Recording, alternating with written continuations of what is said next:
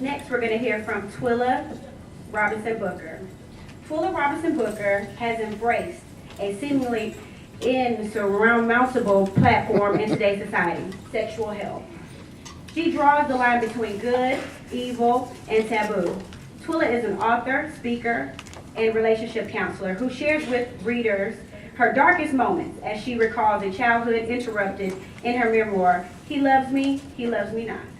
As a survivor of incest and a children's advocate, Twilla encourages victims of sexual abuse to reclaim their lives through this autobiography that is certain to challenge everything you think you know about incest. Additionally, in 2008, she launched the Twilla Talk platform in order to assist the community at large with answering tough sexual health questions. Please welcome Ms. Twilla Robinson Booker.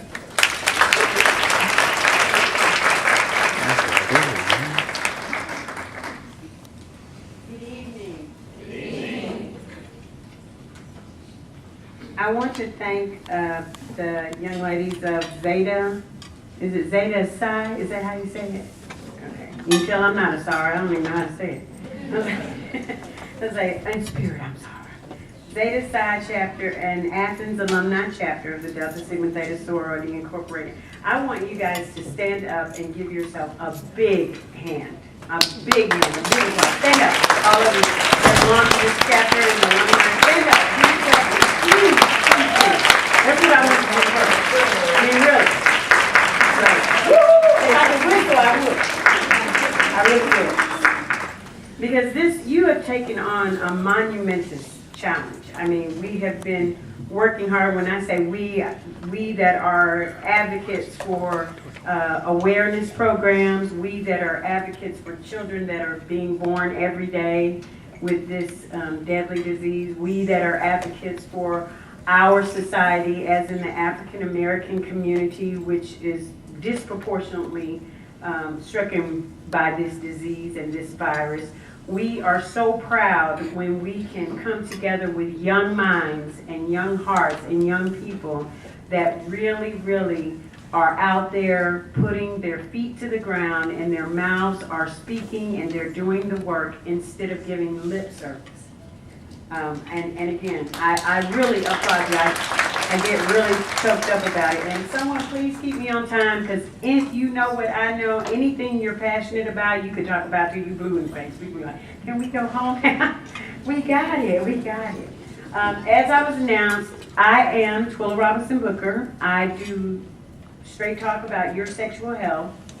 I'm not going to give you a lot of statistics tonight because I think everywhere you go, you pretty much know by now, and if you don't, you should, that we are dying and contracting this virus at an alarming rate. Our teen pregnancy is down, but our HIV status is up. Now something is wrong with that picture, don't you think? How could teen pregnancy be down in the African American community, but our HIV status be so high? Something just, you can't get how do you get your mind wrapped around that? I'm like, and you're gonna hear me, now we all adults here, so we know sex is not grandma's dirty, ugly, bloomers in the corner. It's a good thing. God invented it to be a good thing, it's a good thing all day long. There you go, all day long. Unless you pervert it, or something comes that is not supposed to be there. And HIV/AIDS is not supposed to be there. And it doesn't have to be there if we make ourselves aware.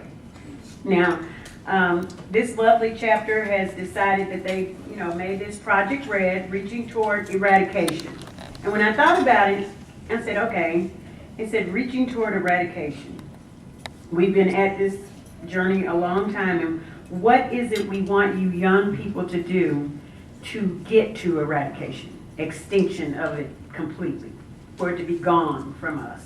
Just a distant memory of, remember when they didn't know what to do with diabetes? Some of you call it sugar. You remember when grandma said, I got a little touch of sugar? Really? What is that? And now they have drugs that can help alleviate that. They know that If you eat right and exercise, you can live a life that's free of diabetes. But at one point they thought, okay, if you're in the African American community, you're gonna have diabetes. You're gonna have sugar. You're gonna die with some type of sugar. I grew up hearing that, and now I don't have to hear that. That's what we want to hear about HIV/AIDS. We want one day and real soon for it to come a time and they say, oh yeah, HIV, oh yeah, that was terrible, but we licked it. We did it. And how do we eradicate it? The first thing we're going to have to do is know our status. We can't eradicate anything unless you get tested. You cannot get rid of something you don't know you have. You cannot not give it to someone if you don't know you have it. You cannot not get it from someone else if you don't know if they have it. So unless we are really going to get serious about testing, this is all for naught. And I think we're all here to be serious about getting tested. If you haven't been tested, please get tested. If you are one of the few that say, well, you know, the person doing the testing might know somebody that I know. I'm just going to keep it real. That's why people don't go get tested. They might know somebody at my church, or they might know my husband, they might know my wife, or they might know my children. It's a lot of mites in that. It is wonderful that you can go now to Walgreens, CVS, I believe Rite Aid, and you can get your own test kit. Okay? Get your own test kit, go in your own bathroom, and take your own test. Read this instructions carefully. If you think you botched it, go buy another one and take it again. That way don't nobody know but you and God. Okay? But when you find out, then it is your responsibility to do something about it. If you're positive, then you need to make sure, whether you're married or you're not, that you are having protected sex from then on out. That you are having protected sex from then on out. If you don't have it, here's the kicker. If you test, you're not positive, you don't have it, you still want to have protected sex if you're not married. Now, if you're married and your partner does not test also, guess what's you're gonna have to have a nice long conversation about protection within your marriage. I know that's kind of like, but I'm telling you guys, if we don't get serious about this, I mean, and real soon, this is going to be just a blight that we can't come back from. We are not at the point where we can't return from it, but we're fastly approaching it. Fastly approaching it. So to eradicate it, the first thing we have to do is what? Get tested. Know your status. And when you know your status, if you're married, you need to know your partner's status. And if you're not married and you're in a monogamous relationship, you still need to know your... Okay. Now let's deal with those that... We're all grown here, and Miss Twilla don't pull no punches. Let's deal with those that choose to sleep around. It's a choice. If chastity belts worked, every mother and father would have one on every girl from like here up, along with a couple of shotguns. But since that doesn't work, and it is a choice, I believe in abstinence. I teach abstinence. But that is a choice that you have to make. I can't make it for you. I have girls. Your mother and your fathers can't make it for you. If you have children, you can't make that choice for your child. You can only give them the knowledge of what abstinence is for them versus being non-abstinent. But if you happen to be one that is making a choice to have multiple partners, I'm going to say that again. Making the choice to have multiple partners, you need to be protecting yourself. Because that partner, if they don't feel any ties to you, if it's not a marriage, if it's not a long-lasting relationship, and they go, oh, it's just casual, I'm here today, gone tomorrow, then you need to make a conscious effort to protect yourself. Now, because this audience is predominantly women, this is a side note, I'm dropping glasses. Went to the bathroom, and I'm getting older, and I couldn't put my contacts in, so I came out with the cute glasses. I'm going somewhere with this came out with kid glasses. I was like, okay, these are cute. These are those half glasses. And I can half see you. And I was like, but they're cute. You know, they're cute. So I was like, okay, they didn't take up my whole face and they're cute. You know, like when you get ready to go out on a date or go out to the club or whatever and you get all cute and everything is really cute.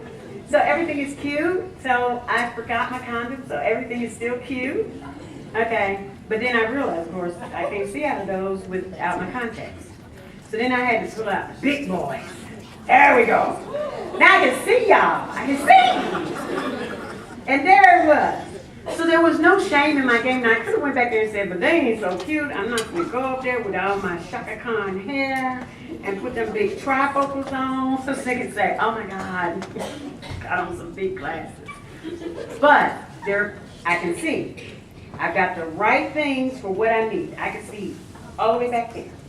Actually, you put up a sign that says 5 minutes. I'm going to pretend like I don't see it. This is a female condom. And that's why I say it's the side note. This is a female condom, the FC2. Has everybody in here heard of a female condom? Don't be ashamed, because for a long time I didn't know they existed either. Does everybody here know that there was a female condom? Or is there some people that didn't know we had a female condom? Raise your hand. Good. I was like, what? There's a female condom out? When they do that? When they come up with that? They don't fit in a man's wallet. It's like awesome. So, because, again, once again, and this is for the guys too, guys that didn't know, but mostly for the girls. So you get all dressed up and you get ready to hit the dance floor or whatever, and you say, oh yeah, I'm all ready for everything. I'm all ready for everything. I'm going to tell you how this disease usually gets passed between young people between the ages of 14 to 25. They're out, they're having a good time in the heat of the night. In the heat, I can't sing, but whatever. In the heat, in the spur of the moment, when everything is over and it's hot and heavy, and he goes, oh, I don't have one. I don't have a gun. I'll pull it out. We being serious now. We all grown in here. Ain't no underage years. Just let me put the tip in. Just let me put the tip down. And you all, yeah, okay, that'll work, okay. We put the tip. Oh, it's too good. We got to put the tip in.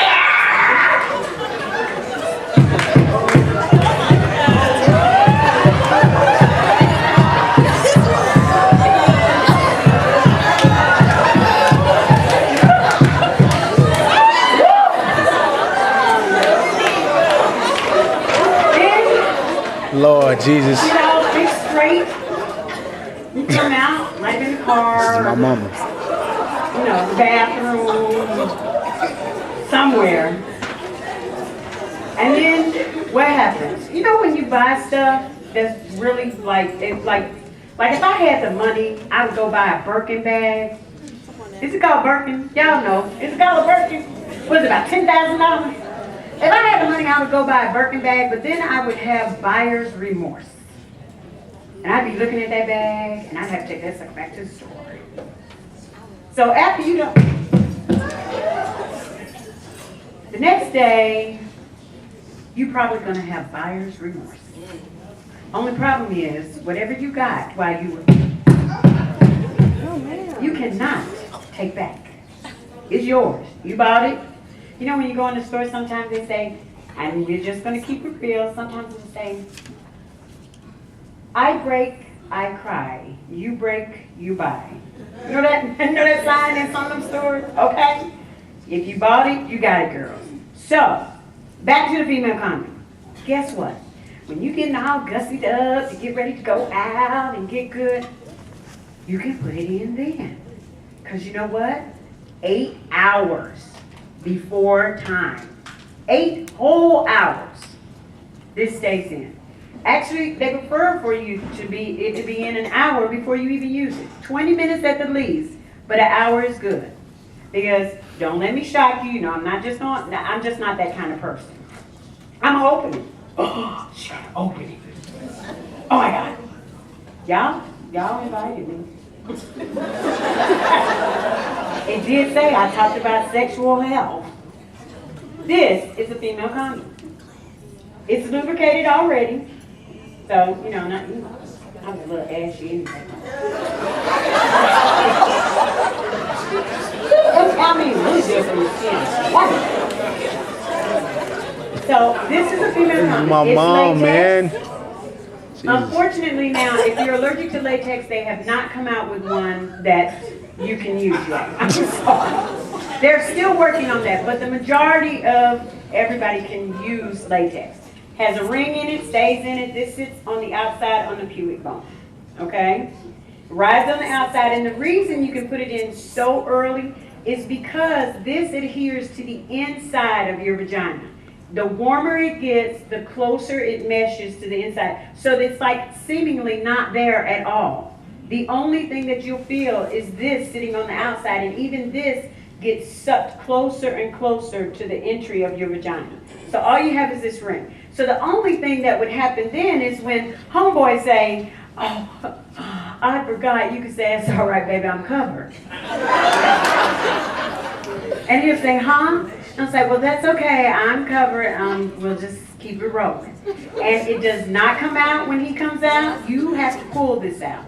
When you insert it, it's inserted with the 2 fingers here, not twisted. That would be very uncomfortable and you'll feel it uncomfortable. But you push it, and it takes practice. So you buy a couple of them and say, let's practice this.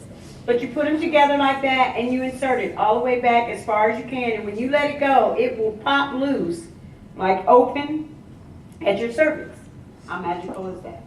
Genius, genius. So my concern with most females is, why aren't you wearing these? Really? Why are you not like packing 6, 8, 10, bought me a whole carton, whatever. Cause they just lazy Comes to do. in bulk sizes, whatever. And say, oh, okay, why I'm not going to give my safety and my health over to another person. I'm going to keep it in my hand, guarded safely, protected by me, not by someone else that may forget to protect me. Because when it comes right down to it, if you contract HIV, you gotta live with it. That person can walk away. Simple as that. Even if you're married, they can walk away. They can say, you didn't get it from me. Because unfortunately, people that sleep outside their marriage bring it back home. That's just the bare bones of it. You saw a skit where someone brought it back home. And it's not always the male. I applaud males that are monogamous, and they're not. But, you know, in this land of equal opportunity, women are doing it too. So they bring it back home. Now let me give you, not statistics, but just a few more things of how we're going to eradicate. We're going to talk about it. This is my biggest soapbox. Anything that has ever happened great in the African American community has started in the basement of a church.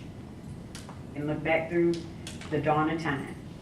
And it's always started in the basement of a church or in a room somewhere where some elders or some people got together and said, we have a problem in our community and we need to address it. Whether it be civil rights, whether it be violence in the neighborhood. And we have not done that. We have not done that as a people. We have not gone to our churches, our body of believers, our organizations where we sit down and we laugh and we talk and we have potlucks. We have not done that.